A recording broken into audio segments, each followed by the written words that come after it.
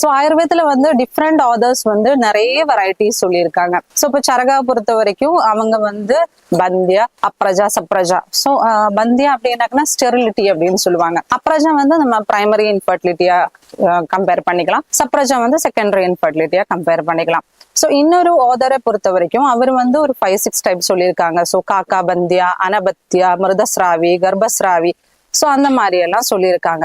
So இதெல்லாமே வந்து ஆயுர்வேதத்திலையும் சொல்லப்பட்டிருக்கக்கூடிய ஒரு விஷயம் தான் இந்த இன்ஃபர்டிலிட்டி. ஸோ இதுக்குமே நம்ம ஆயுர்வேதத்துல வந்து நிறைய விதமா நம்ம ட்ரீட்மெண்ட் கொடுத்துட்டு இருக்கோம் இன்ஃபர்டிலிட்டிக்கு. So Shodhana and Samana procedures அப்படின்னு சொல்லுவாங்க. ஸோ நம்ம முன்னாடியே சொன்ன மாதிரி இப்போ நமக்கு யூட்ரஸ்ல ஏதாவது ப்ராப்ளம் இருக்கு, ஃபெலோபியன் டியூப்ஸ் பிளாக்கேஜ் இருக்கு, பிஐடி இருக்கு, பிசிஓடி இருக்கு, இந்த மாதிரி கண்டிஷனால நமக்கு வந்து கன்சீவ் ஆக முடியல அப்படிங்கிற போது பியூரிஃபிகேட்டரி ப்ரொசீஜர்ஸ் நம்ம கொடுப்போம். ஸோ யூட்ரஸை வந்து கிளென்ஸ் பண்ற மாதிரி மெடிகேஷன்ஸ் கொடுத்து அந்த பிளாக்கேஜை ரிமூவ் பண்றது, அங்க இருக்கிற இன்ஃபெக்ஷனை ரிமூவ் பண்றது, அந்த மாதிரி ட்ரீட்மெண்ட்ஸ் கொடுத்து நம்ம அதை வந்து கரெக்ட் பண்ணுவோம்.